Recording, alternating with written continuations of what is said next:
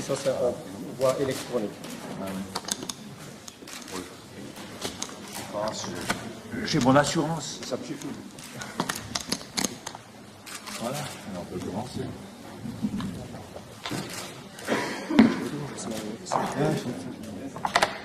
Voilà, bonjour mesdames et messieurs, je vous remercie d'être présents à cette conférence de presse pour la publication des primes 2010. Outre la présence de monsieur le conseiller fédéral Pascal Couchepin, vous aurez remarqué la présence de monsieur Thomas Zeltner, directeur de l'Office fédéral de la santé publique, et monsieur Peter Indra, vice-directeur. Je passe la parole à monsieur Couchepin. Ah non, monsieur. Monsieur Indra commence par monsieur Indra. Non, on va vous faire d'abord une une présentation. Voilà. On va d'abord commencer par vous présenter de manière générale une introduction de monsieur Zeltner, suivre ensuite les détails techniques des primes et enfin un commentaire de fin plus politique de monsieur le conseiller fédéral. Monsieur Zeltner. Ja, besten Dank. Ich werde einige einführende Bemerkungen machen. Erstens, um einmal mehr zu sagen, dass die Prämien zu erarbeiten und die Verantwortung für die Prämien zu übernehmen eine Aufgabe der Versicherer ist und nicht der Bundesbehörden, um es hier klar einmal noch zu sagen. Und zweitens, dass die Bundesbehörden, querstrich das BAG, die Verantwortung hat, hier die Aufsicht wahrzunehmen und dann die Prämien, die so berechnet worden sind, zu genehmigen. Zweiter Punkt. Eigentlich ist im Gesetz diese Verantwortung dem Bundesrat überbürdet, überantwortet im Gesetz. Der Bundesrat hat diese Verantwortung schon 1996 ans BAG delegiert und seither ist das BAG zuständig für diese Verantwortung wahrzunehmen.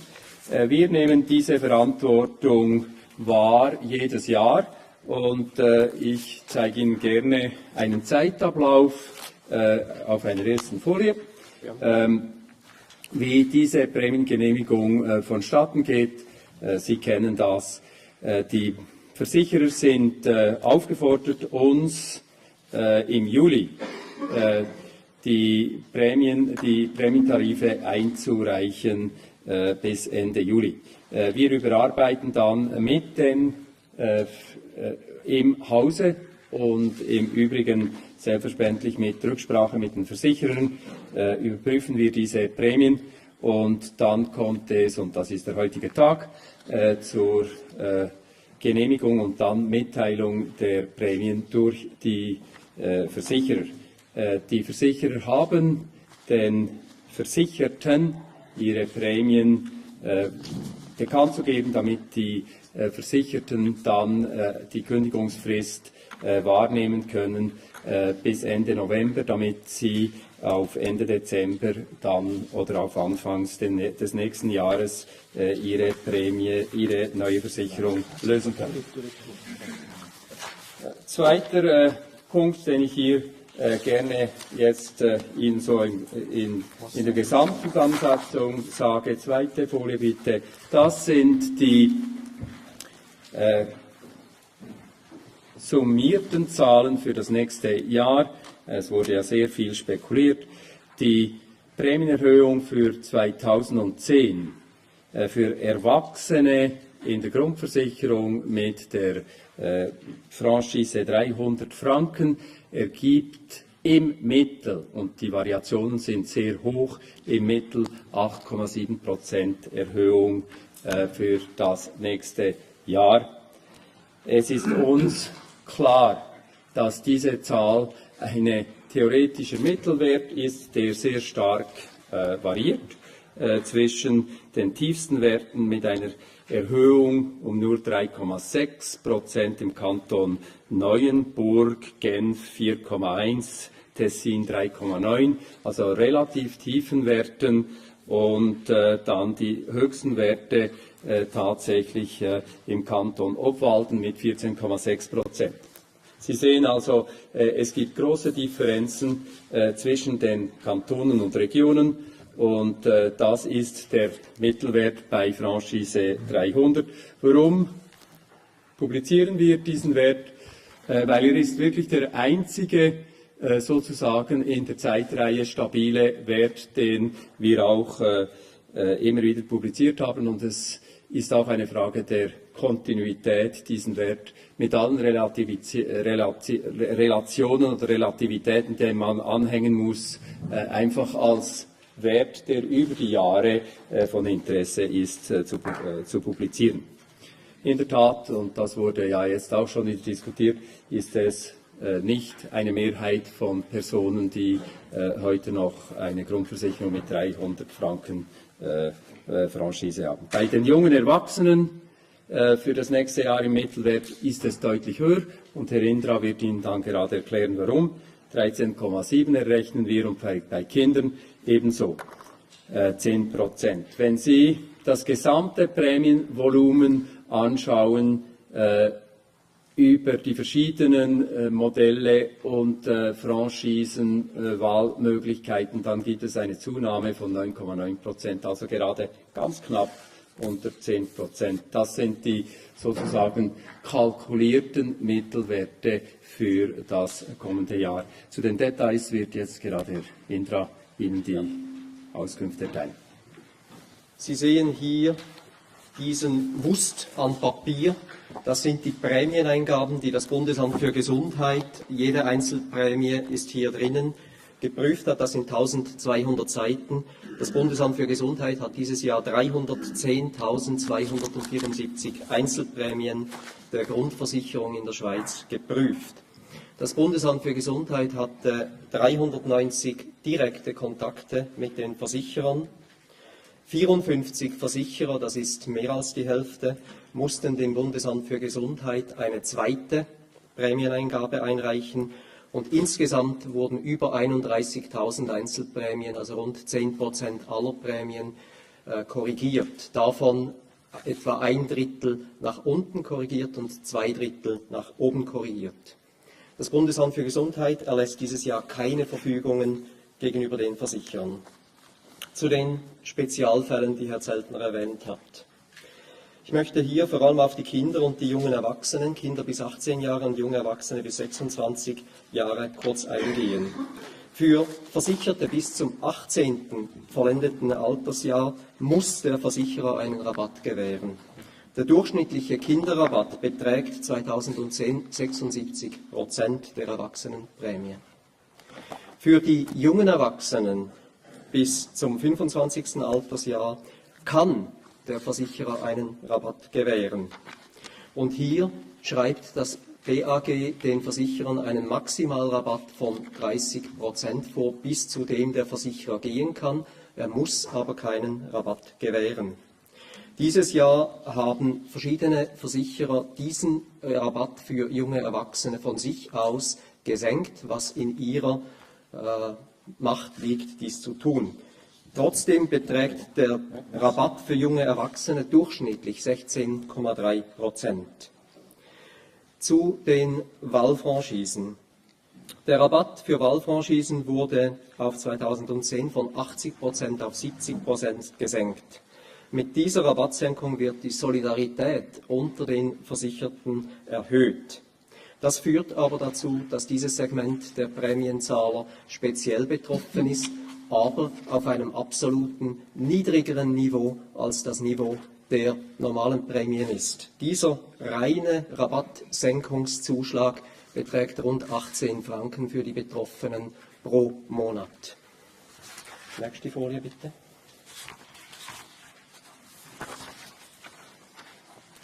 Der diesjährige Prämienanstieg ist der höchste Prämienanstieg seit 2003. Es ist aber nicht einzigartig, wie ein Blick in die Vergangenheit zeigt. Überhaupt ist die Betrachtung einzelner Jahre wenig sinnvoll, sondern erst Sinn macht eine Betrachtung über mehrere Jahre hinweg.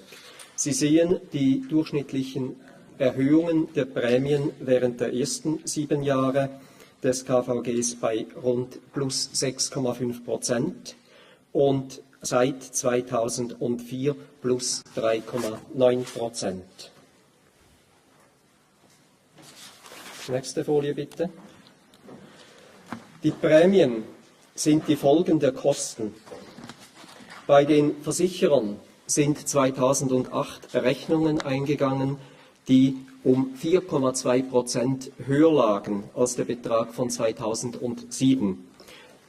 Wir haben auf dieser Folie die Kostenentwicklung während 98 bis 2018 Jahren aufgestellt.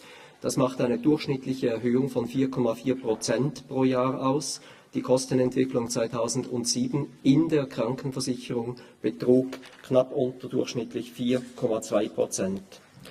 Auffallend ist das seit Jahren sehr hohe Wachstum im Bereich Spital ambulant, hier mit 14,1%, aber auch die Bereiche Arzt ambulant, also Ärztekonsultationen, Medikamentenabgabe beim Arzt und Laboruntersuchungen liegen über dem Durchschnittswert. Nächste Folie bitte. Diese relativ bunte Folie zeigt Ihnen die Aufteilung der Kostenstruktur im Gesundheitswesen, wie sich die Kosten verteilen.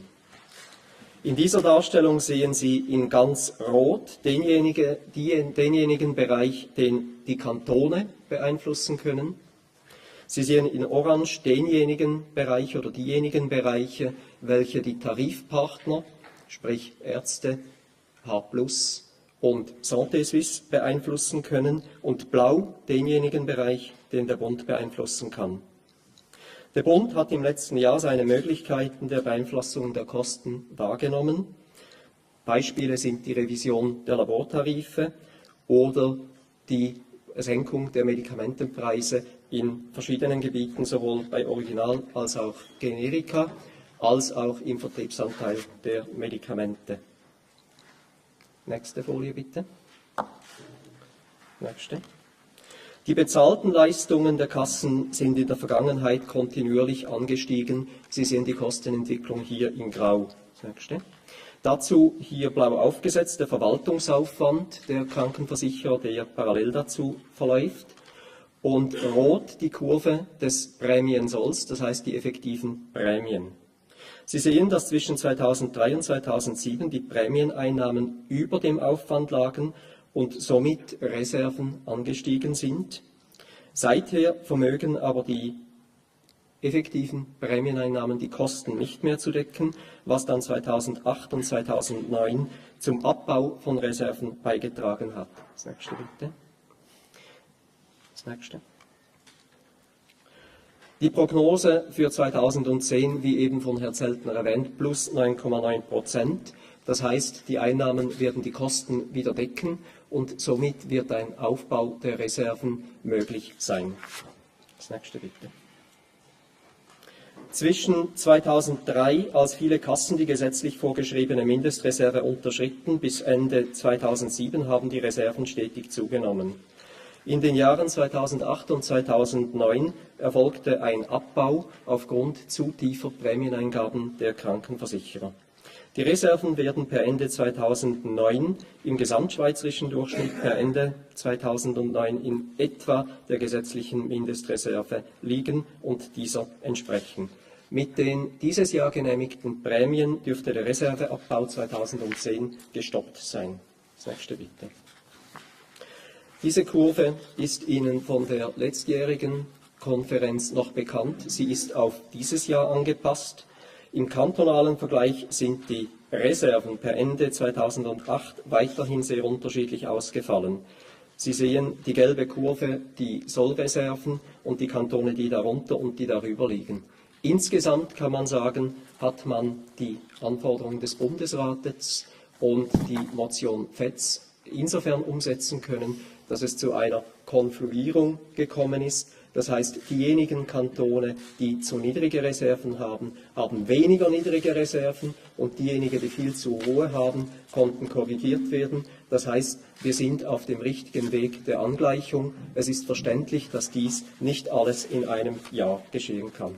Nächste Folie bitte.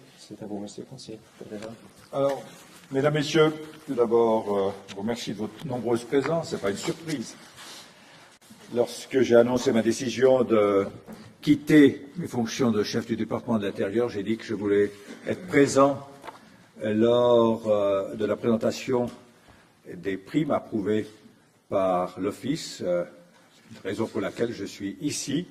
Et je tiens à remercier l'Office du travail qui a été effectué. C'est un énorme travail, un travail difficile parce que les attentes à l'égard de l'Office sont très hautes.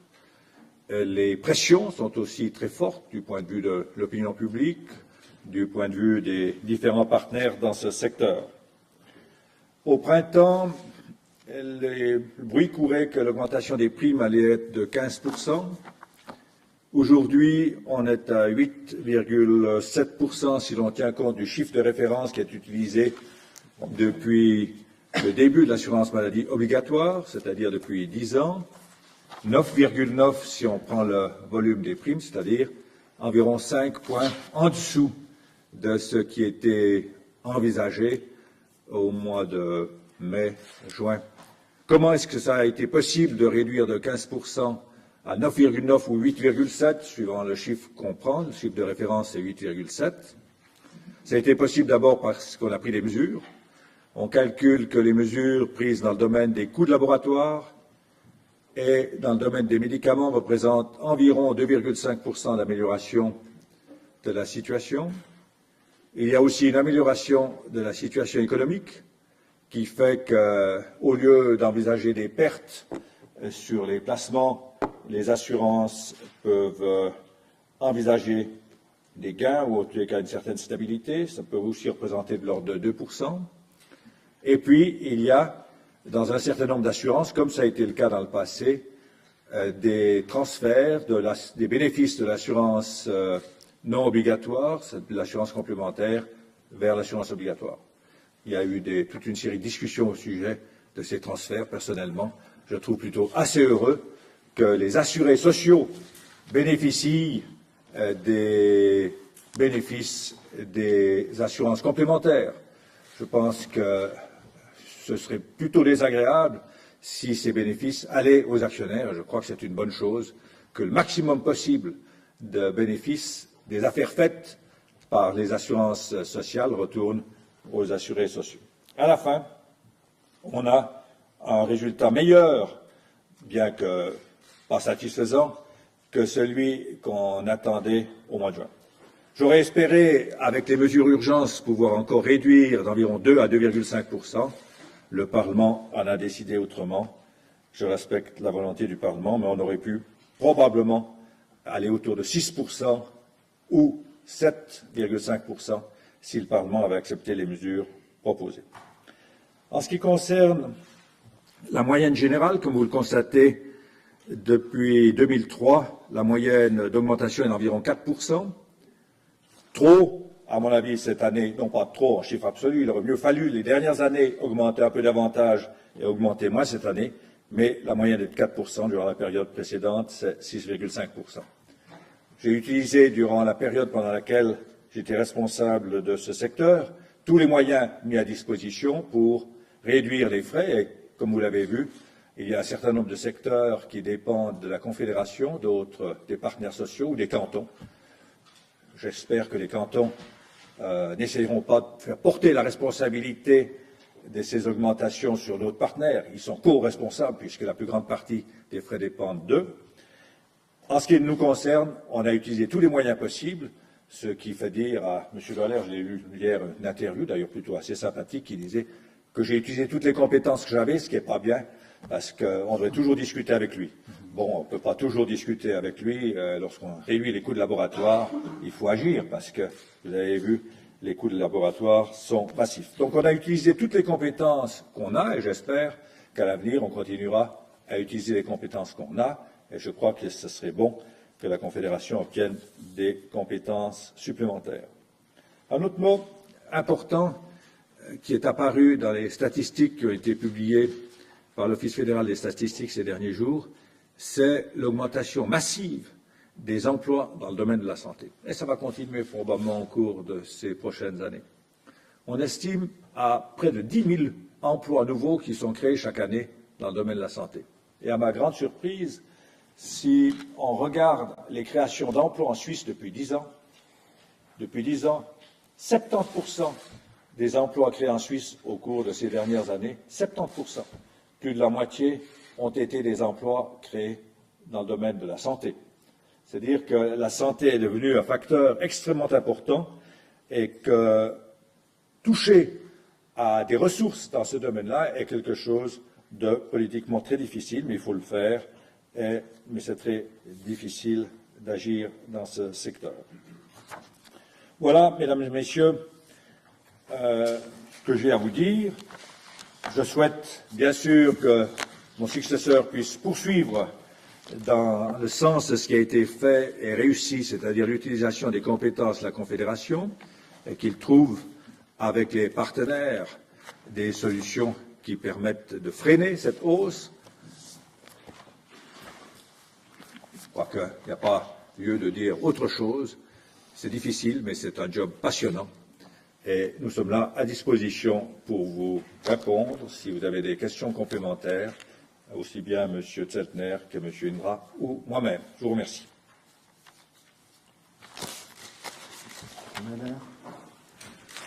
Ich bin ehrlich gesagt erstaunt. Jetzt, jahrelang hat man in diesem Saal zu diesem Datum gehört, dass die Reserven zu hoch seien, dass man diese senken können, dass es nicht mehr so viele Reserven brauche.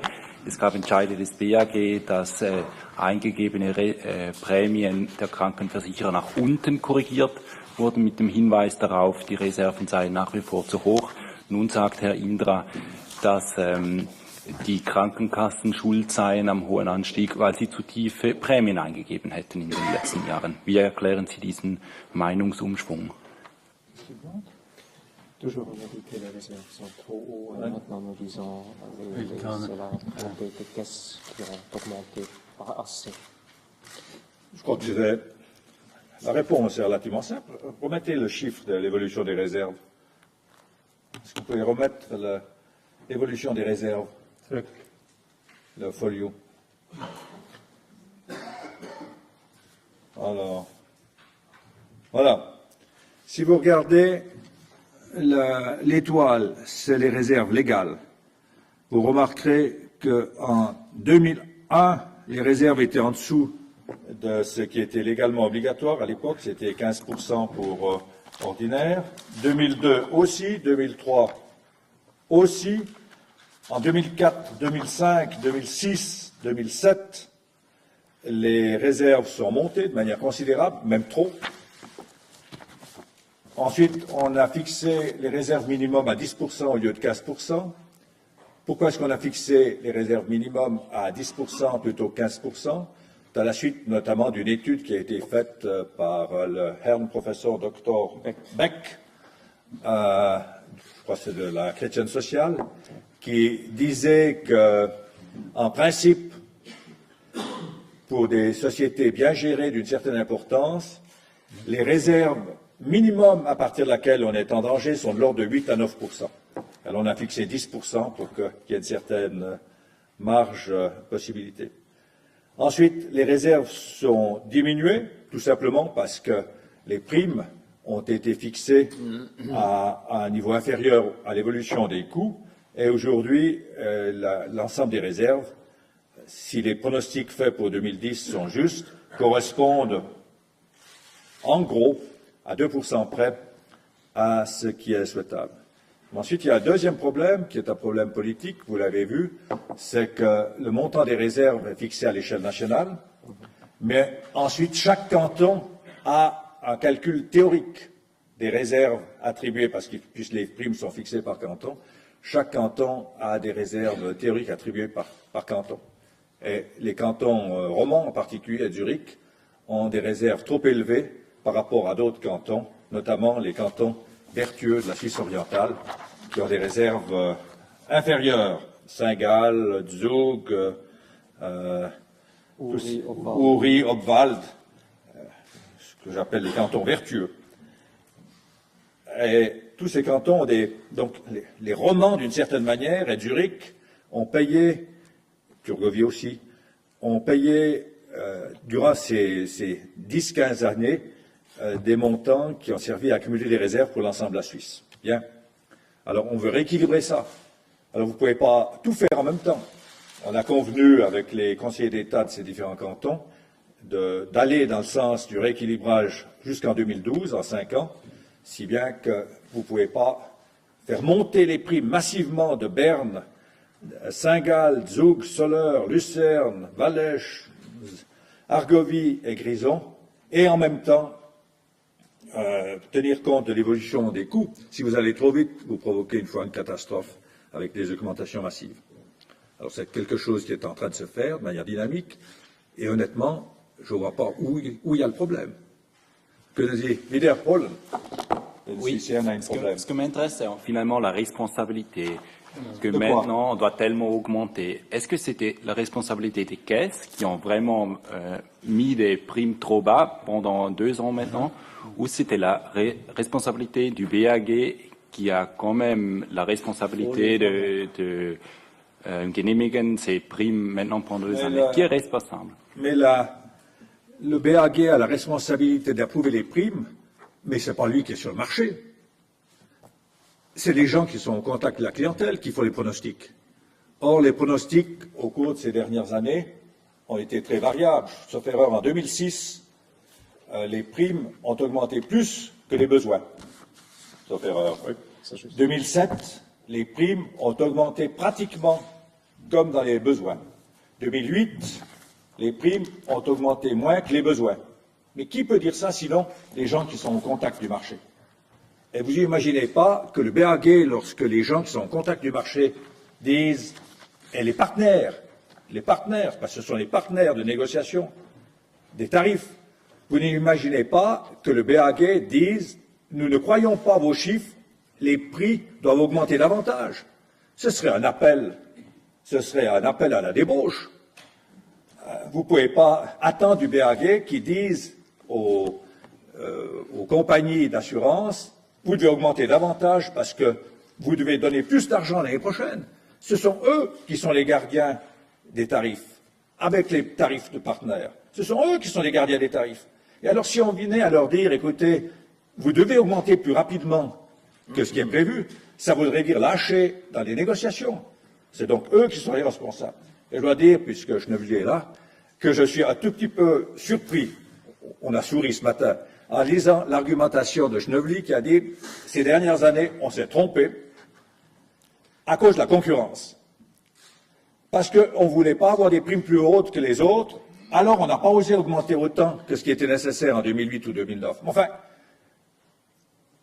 quelle est l'entreprise privée qui dit « Je risque la faillite parce que mes concurrents risquent la faillite, alors moi je la risque aussi. » Et puis je dis au BAG, vous êtes responsable de me protéger contre moi-même. S'ils doivent être mis sous tutelle, il faut qu'ils le disent, et on les mettra sous tutelle, enfin, mon successeur. Moi, j'aurais eu un certain plaisir à vous mettre sous tutelle, les assurances. Mais si elles veulent être mises sous tutelle, qu'elles continuent à dire ça, elles sont responsables de fixer les primes sur la base de pronostics. Ou alors les assurances doivent dire, nous sommes incapables de fixer les tarifs et nous demandons la tutelle de l'État.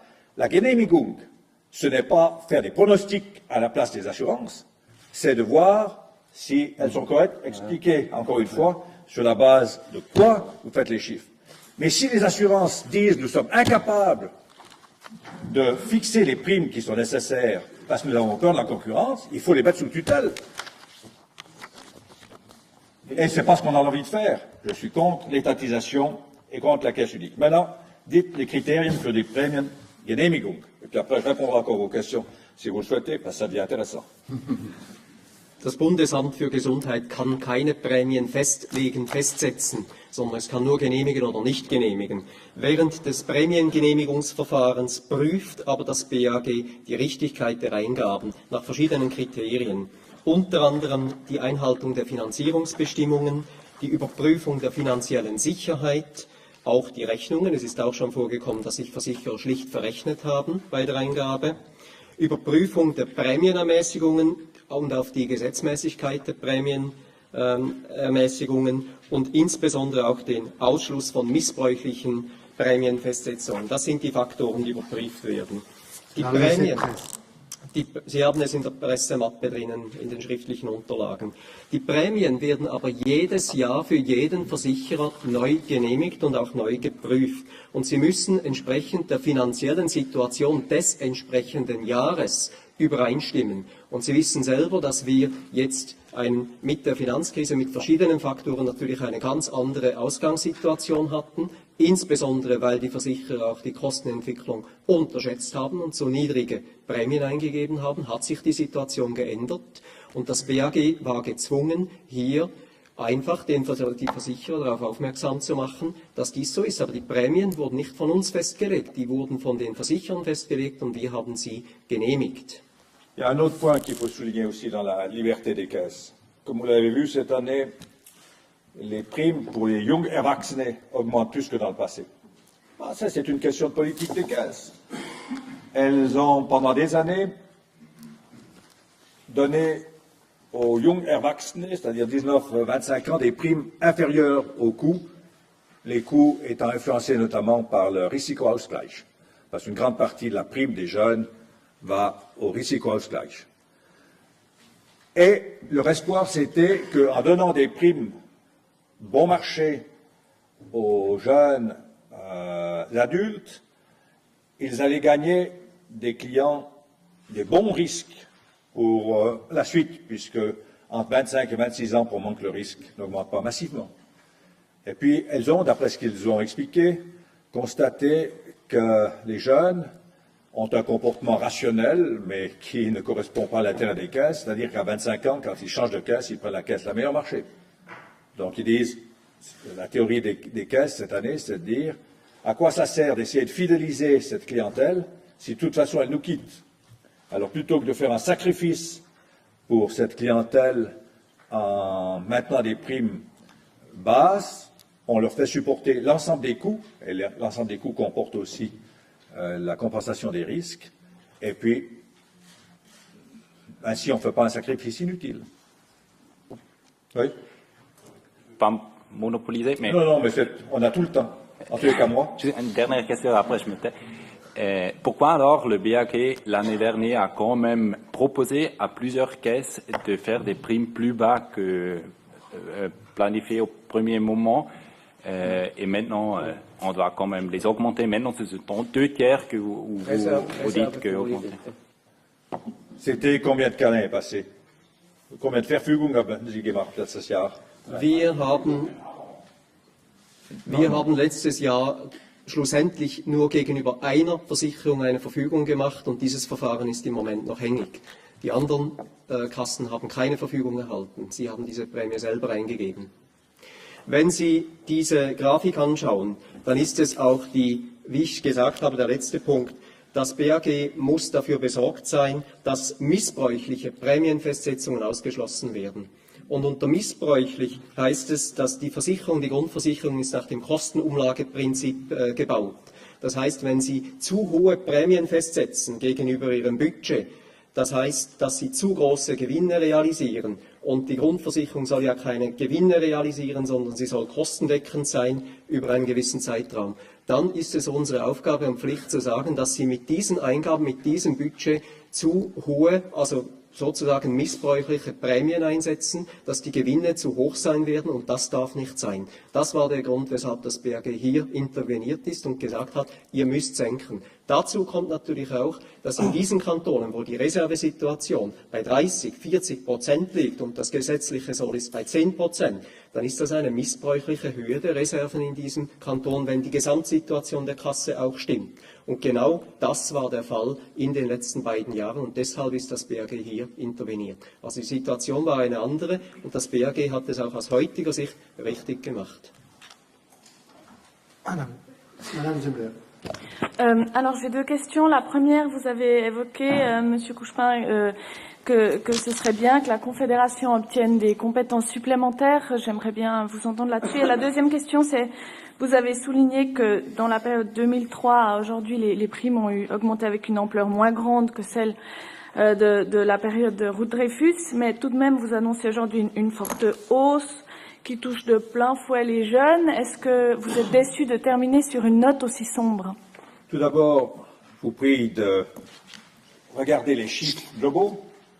4% d'augmentation sur 5 ans, il peut y avoir des variations. Bien sûr, j'aurais préféré qu'il n'y ait pas ces variations, et je pense que les choses se seraient passées de manière plus agréable pour nous tous si en 2008, 2009, il y avait eu une petite augmentation de plus et cette année de moins. Mais il faut regarder une moyenne, il ne faut pas regarder une chiffre. Maintenant, pour les jeunes, l'augmentation est plus forte, je l'ai dit, ça ne relève pas de nos compétences, ça relève des compétences des caisses maladies, et l'augmentation ne vient pas de l'augmentation des coûts, elle vient d'un changement de politique des caisses maladies qui ont décidé de ne plus favoriser une catégorie d'assurés parce que leurs espoirs commerciaux ont été déçus. Ils espéraient par là fidéliser cette clientèle et ils n'ont pas réussi à le faire. Alors ils en tirent les conclusions et ils augmentent plus ces coûts. Bon, moi, je peux le regretter comme vous tous, mais enfin, c'est une affaire de politique commerciale sur laquelle nous n'avons pas de prise. Je crois que ce qu'il faut voir, c'est que durant ces années, on a utilisé toutes les compétences qui étaient en notre pouvoir. Le résultat, c'est qu'au lieu d'augmenter de 6,5%, on a augmenté de 4% en moyenne, avec une pointe cette année, regrettable bien sûr, mais la moyenne est bonne, et je vous prie d'en tenir compte et de tenir compte de la réalité, et pas seulement d'une pointe, parce que c'est le bilan de 6 à 7 ans de travaux qu'il y a là. Et le bilan est pas heureux, puisqu'il y a une pointe cette année, mais meilleur que si on n'avait rien fait. Sur les compétences supplémentaires Alors les compétences supplémentaires, ce sera au Parlement de discuter. Nous avions voulu introduire notamment des compétences supplémentaires, au moins pour les cantons, pour qu'ils puissent gérer l'hospitalier ambulatoire. Les cantons ne sont pas chauds pour ces compétences, en tous les cas certains, et le Parlement a refusé. Et personnellement, je pense qu'à terme, il faudra un jour donner une sorte de compétence supplétive à la Confédération, un peu comme dans le domaine scolaire, si les gens n'arrivent pas à se mettre d'accord, par exemple, pour limiter le nombre d'hôpitaux, donner des compétences supplétives à la Confédération, mais c'est un long débat qu'il faudra avoir. Ce qu'il ne faut en tout cas pas faire, c'est cantonaliser la politique de santé, comme certains voudraient le faire, parce que si on cantonalise la politique de santé, on évite la concurrence entre les cantons et finalement on aura des petits États et la mobilité sera entravée et puis certains essayeront de faire porter les charges sur le canton voisin en ne développant pas certaines spécialités qui sont nécessaires, qui auraient été nécessaires dans le canton, ils essayent de le faire dans le canton voisin. Je pourrais vous parler beaucoup plus longtemps sur ces perspectives-là, mais ça ne sert à rien. C'est à mon successeur à s'exprimer. Mais je constate simplement que si on utilise nos compétences, on obtient des résultats, mais on n'obtient pas tous les résultats qu'on voudrait avoir. Monsieur Seiler. Ich bin ein bisschen erstaunt über Ihre relativ positive Darstellung der Reservensituation von 2009 und 2010. Wenn ich das nun berechnen müsste ich wissen, wie hoch schätzen Sie den Prämienanstieg, also das Volumen, in Prozent 2009 und wie hoch die Kosten? Und das Gleiche würde mich von den Kosten noch interessieren, 2010 das Prämienvolumen, den Anstieg kennen wir. Weil wenn ich rechne, komme ich einfach auf tiefere Zahlen. Und zwar massiv tiefere Zahlen. Wie denn? Können Sie die Rechnung machen? Also ich habe eine Schätzung gemacht, dass das Prämienvolumen... Wer sind Sie? Auf den Blick.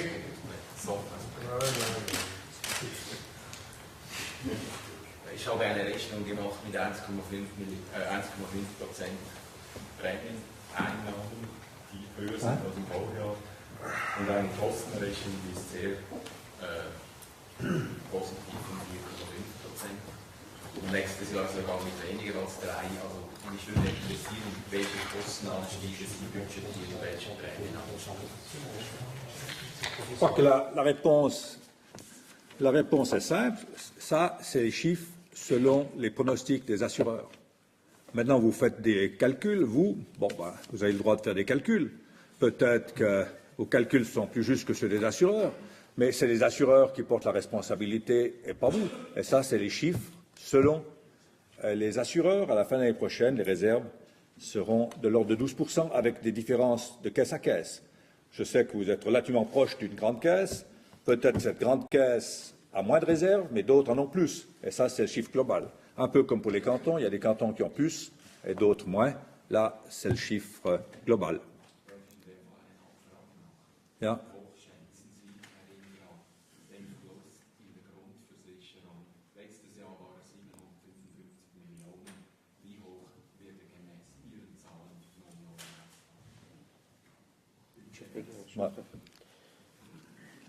Gemäß den Zahlen, die uns vorliegen, aber das sind natürlich auch Provisionen in die Zukunft hinaus, wird er in einer Größenordnung von 800 bis 900 Millionen Franken liegen. Dieses Jahr. Und nächstes Jahr, nach der Schätzung der Versicherungen, Sie werden einen Überschuss von 200 Millionen machen, insgesamt, oder? Ja.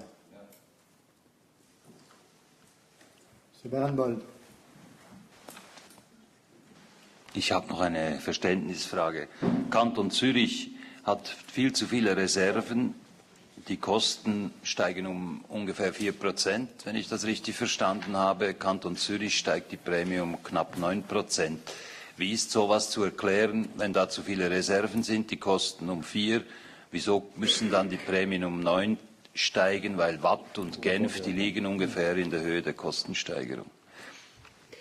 Die Betrachtungsweise ist natürlich nicht nur die Reservesituation und die Annahme, dass die Kostensteigerung über alle Kantone die gleiche ist. Wir haben im Kanton Zürich eine spezielle Situation, in dem sich der Kanton Zürich in den letzten Jahren in eine negative Schadensquote entwickelt hat, die stärker ansteigt als in anderen Kantonen.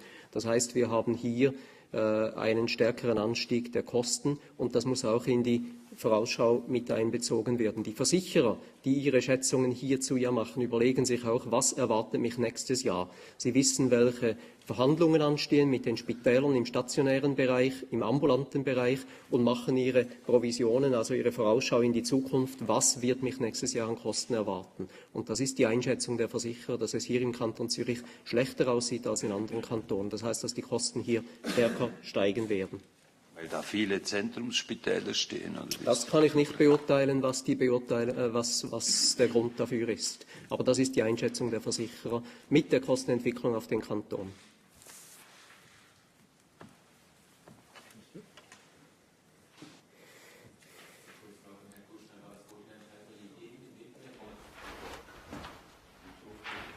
War das vorhin ein Plädoyer gegen den Wettbewerb unter den Krankenkassen? Nein, ich bin dafür. Mais je pense que la concurrence ne doit pas entraîner à la menace de faillite. Et je pense que, moi j'ai été, dans ma vie antérieure, lié parfois à les commerces. En principe, on fixe les prix pour éviter de tomber en faillite. Et l'argument des assurances, c'est de dire on a pris le risque de faire de grosses pertes pour éviter de perdre les clients. Bon, s'ils peuvent le faire longtemps, mais c'est leur problème. Je suis naturellement pour la concurrence. Et je crois qu'une des graves erreurs qu'on pourrait faire dans une situation difficile comme celle-là, c'est d'aller vers la caisse unique, qui ferait simplement disparaître la possibilité de comparer.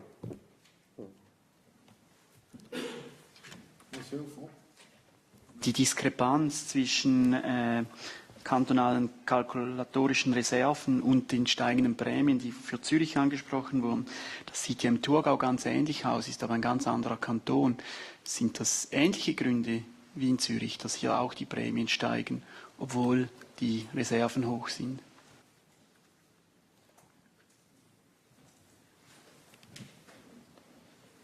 Das können wir aus dem Stegreif im Moment nicht erklären. Wir möchten keine falschen Begründungen abgeben. Wir können das gerne nachher bilateral anschauen. Je crois qu'il y a aussi une réponse simple à dire. Si vous regardez Genève, Vaud, Zurich, et puis de l'autre côté Berne, hein, alors les cantons, j'ai eu des discussions en son temps avec Maillard en particulier, tout le monde était d'accord pour dire on ne peut pas rétablir la situation en un an, parce que ce serait, du point de vue social, pas supportable pour les cantons qui ont des réserves trop basses. Par conséquent, même si les réserves sont hautes, l'évolution va dans le sens de la réduction des réserves trop élevées. Et dans le canton de Berne, par exemple, si je me souviens bien, les réserves s'améliorent, elles ne sont pas encore suffisantes, mais on ne peut pas aller trop vite, sinon il y a un choc social qui est trop grave dans un certain nombre de cantons. Et si vous voyez un certain nombre de cantons, Genève, Vaud, Tessin, Neuchâtel. Passage Neuchâtel, je dois rendre hommage à M. Debely, qui n'a pas été réélu, mais les résultats de sa politique sont là, et c'est le canton où les augmentations sont les plus faibles. Ce qui montre qu'il faut du courage pour réussir à tenir la route. Mais il avait eu du courage, il n'a pas été payé en retour. Enfin, ça, c'est un problème annexe. Les cantons où les primes sont les plus faibles améliorent Berne. Regardez voir où est-ce qu'ils seront l'année prochaine. Avec les primes. Non, pas avec les primes, avec les réserves. D'après ce que vous m'avez montré l'autre jour, ça s'améliore un peu. Là, vous voyez. Oui, ils sont encore très bas, mais ça s'améliore un peu. Mais si vous devez rétablir l'équilibre en une année, c'est un choc terrible, qui est socialement pas acceptable. Et mon ami Maillard, qui était à l'époque vice-président du Parti socialiste, ne pouvait pas faire supporter aux amis de Berne un choc en une fois. Et je le comprends et je partage son point de vue. Il faut rétablir ça avec un certain temps. Vielleicht zum Kanton Thurgau. Ich habe mir die Zahlen nochmal angeschaut. Der Kanton Thurgau schlägt dieses Jahr unterdurchschnittlich auf. Also von dem her findet hier eine Korrektur statt. Die Reserven sind aber noch in einem angenehmen Bereich, aber wichtig ist es hier, nicht allzu stark zu korrigieren. Die Versicherer haben sich entschieden, langsam zu korrigieren, aber der Kanton Thurgau schlägt unterdurchschnittlich auf. Also von dem her geht er mit der Reservesituation in die richtige Richtung. Die Reserven werden nächstes Jahr abgebaut. Nein. Können Sie nochmals kurz ausdeutschen, diese Bundeskompetenzen, die Sie angesprochen haben bei den Spitälern, wie würden Sie sich das vorstellen? Non, d'abord, il y aura au cours de ces prochaines années l'entrée en vigueur du nouveau Fallpauschal. C'est bien comme ça que je dis, hein? Fallpauschal. Si c'est bien conduit, c'est quelque chose de difficile parce que ça dépend des partenaires sociaux, des cantons et aussi la Confédération. On est d'ailleurs en train d'étudier s'il n'y a pas lieu de prendre des mesures pour éviter des hausses. Si c'est bien conduit, la concurrence devrait entraîner la réduction du nombre de lits dans certains hôpitaux et la baisse. Ça, c'est très bien. Mais si par hasard, ça n'aboutit pas à ça, parce qu'on peut imaginer que les cantons décident pour des raisons politiques, économiques, de prestige ou de politique tout court, de préférer laisser faire à leurs hôpitaux des déficits plutôt que de les fermer. Alors je pense qu'un jour, la Confédération, mais ça, c'est peut-être dans 5 ou 10 ans, devra intervenir pour dire on n'accepte plus que les cantons subventionnent certains hôpitaux, mais je dis bien c'est dans 5 ou 10 ans qu'on faudra se poser la question. On n'accepte plus que les cantons subventionnent des hôpitaux qui sont économiquement pas efficaces, simplement pour maintenir des lits dans notre canton sans que la nécessité, je le dis bien, sans nécessité de politique sanitaire. Mais ça, je le répète, pour ne pas vous faire écrire quelque chose que je n'ai pas dit, c'est quelque chose qu'il faudra voir lorsqu'on aura fait l'expérience du Fallpauschal et qu'on verra comment se comportent les acteurs économiques dans ce domaine. Je ne crois pas que vous pouvez faire des réformes très rapides dans ce secteur. Je pense que vous en êtes aperçu. Ich hätte noch eine Frage zu den Quersubventionierungen. Sie haben jetzt eingeräumt, dass das gemacht wird. Sie haben, glaube ich, die Kassen im Vorfeld sogar ermuntert dazu, Geld aus der Zusatzversicherung in die Grundversicherung zu nehmen. Jetzt sagen Sie, das sei solidarisch und Sie seien sogar glücklich darüber. Was sagen Sie denen, die sagen, es sei illegal, weil halt die Prämien innerhalb der Grundversicherung kostendeckend sein müssen? Écoutez, si on en est arrivé politiquement à interdire à l'assurance sociale de recevoir des moyens d'une autre assurance, alors je ne comprends plus le monde. Tout le but de notre politique en matière d'assurance maladie, c'est d'offrir un système de santé efficace et, si possible, économiquement modeste. Alors si quelqu'un décide, si c'était une fois ce serait grave, mais systématiquement met une partie du bénéfice de l'autre entreprise dans le social, mais pourquoi est-ce qu'on est contre ça? Est-ce qu'on veut faire monter les primes à tout prix? Moi, je souhaiterais même qu'ils aient encore plus de bénéfices. Puis un autre point de vue. Alors on nous dit, mais la loi prévoit que les primes doivent couvrir les coûts. C'est ça, hein, Ridley? Mais quand les cantons subventionnent les hôpitaux, ils font la même chose. Les coûts baissent. Donc théoriquement, si on allait jusqu'au bout du raisonnement de ceux qui disent qu'il ne faudrait pas avoir le droit de transférer des bénéfices de l'assurance privée vers l'assurance sociale, il devrait aussi interdire aux cantons de donner des subsides aux hôpitaux, parce que ça fait baisser les coûts de l'assurance maladie. Donc on voit bien que l'interprétation de la loi est une interprétation large. On autorise aussi bien les subventionnements des cantons que le transfert des bénéfices d'une assurance à l'autre, à la condition que ça aille toujours dans le même sens, vers le social et pas le contraire. Et c'est une bonne chose. C'est une bonne chose. Ça rend plus cher l'assurance complémentaire. Bien. Mais là, la concurrence joue à plein. Et les gens peuvent choisir. Donc c'est quelque chose de bien. Mais vous ne voulez pas interdire que quand on subventionne les hôpitaux, et si on allait jusqu'au bout du raisonnement de ceux qui disent qu'il faut interdire ça, on devrait aussi interdire le subventionnement des hôpitaux par les cantons, parce que c'est une autre manière de couvrir les coûts.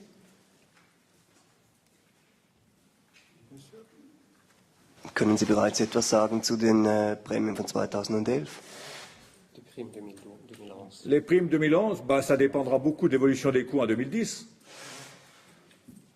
Si les gens maîtrisent les coûts, les primes seront plus basses.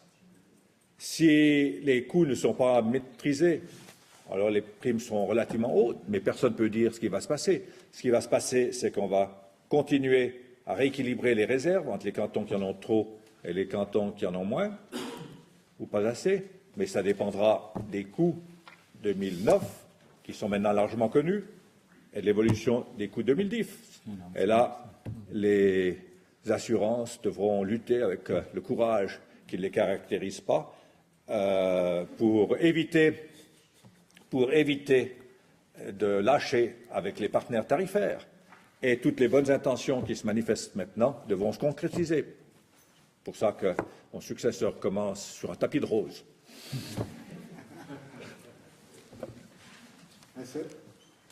Monsieur Couchepin, à voir le tableau, vous sembliez vous féliciter d'une maîtrise des hausses des primes au cours de votre mandat, et puis maintenant vous dites que la Confédération n'y peut grand-chose. Personne ne se félicite de la maîtrise des primes. Ça, je crois qu'il faut que je vous parle en anglais. Mon anglais n'est pas très bon, mais au moins, c'est moi qui ai fait la faute et pas vous. Non, j'ai dit qu'au mois de juin, on s'attendait malheureusement à 15%. Et aujourd'hui, on est entre 8,7 ou 9,9 grâce aux mesures qu'on a prises, grâce à l'évolution de la conjoncture, grâce à toute une série de facteurs. Mais ça ne signifie pas que les prix sont maîtrisés. Et je vous rappelle aussi, remonter le fromage. Regardez, non, le fromage. Là, c'est un gâteau en allemand et un fromage en français. Voilà. Là, vous voyez les secteurs où Berne, nous, moi, on a tous les moyens, c'est le bleu. Et puis, vous voyez là où on a peu ou pas de moyens, c'est tout le reste. Alors maintenant, vous pourriez regarder l'évolution des coûts des médicaments depuis 5 ans. C'est en dessous de ce qui était auparavant. Vous pouvez regarder les laboranalyses. Malgré la quasi-révolution qui a eu ce printemps, maintenant c'est acquis et plus personne ne conteste. D'ailleurs, vous avez sans doute remarqué que depuis que c'est entré en vigueur, le calme règne sur le front des Laborkosten. Ce qui d'ailleurs m'inquiète un peu parce que je dis est-ce qu'on a été trop gentil ou pas? Mais là où il faut agir, on agit. Et puis ailleurs, il faut compter sur la compétence des partenaires sociaux et puis leur sens commun. Mais avec, je le redis, à titre personnel, une inquiétude quand on voit que chaque année, 10 000 personnes environ de plus travaillent dans cette branche, que 70% des emplois depuis 10 ans ont été créés dans le domaine de la santé. Ça ne va pas être facile de réussir à canaliser tout ce petit monde.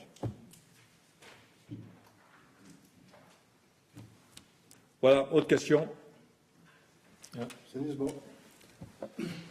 Oui, une initiative populaire va être lancée, enfin est lancée même aujourd'hui pour ancrer le rôle du médecin de famille dans la Constitution. Est-ce que vous pouvez nous faire un commentaire là-dessus sur ce qu'on peut attendre de cette initiative? J'ai lu le texte, c'est ce qu'on appelle une initiative formulée de manière générale. Bon, alors il faut attendre un petit peu les explications de vote des gens. J'ai une immense sympathie pour les médecins de famille, mais je ne crois pas qu'on peut résoudre un problème de l'ampleur des problèmes de l'assurance maladie et du rôle de la santé dans l'évolution de nos sociétés, aussi bien économiques que personnelles, en abordant un problème par un seul angle de vue.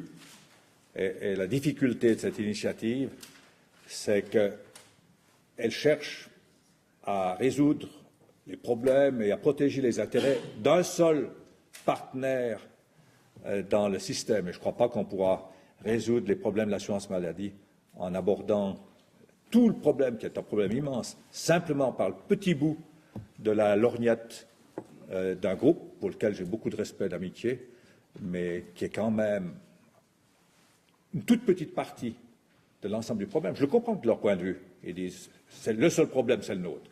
Mais quand on regarde avec un regard un peu plus large, on voit bien que le problème des médecins de famille, c'est une toute petite chose dans l'ensemble.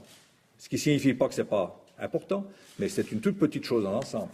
Alors, est-ce que vous pouvez résoudre par le biais d'initiatives constitutionnelles, tac, tac, tac, il y aura 40 articles à la fin qui finiront par se contredire si on allait dans ce sens-là. Cela dit, cette initiative va permettre un débat. Friedli. Es gibt verschiedene Leute, die denken, dass dieses Jahr ganze Heerscharen von Versicherten die Kasse wechseln werden, weil die Anstiege so groß und unterschiedlich sind. Als wie groß beurteilen Sie das Risiko, dass gewisse Kassen dann kollabieren unter dieser Last? Oh, si les gens changent, ben, ils utilisent leur liberté. Au fond, il y a des gens qui changent systématiquement, mais il n'y en a pas tellement pour finir. Maintenant, si une caisse s'effondre, je n'ai pas de problème pour ça. Les autres caisses reprendront les clients. Si c'est une grande caisse, il faudra prendre des mesures d'urgence. Et c'est la règle de la concurrence. Les caisses disent protégez-nous contre nous-mêmes. Et nous leur disons vous êtes des grands garçons, décidez vous-même. Et puis si vous faites faillite une fois, ne pleurnichez pas.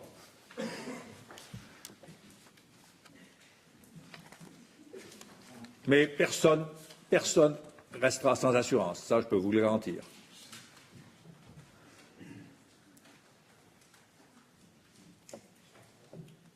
Voilà, encore une ou deux questions, puis après on y va. Hein.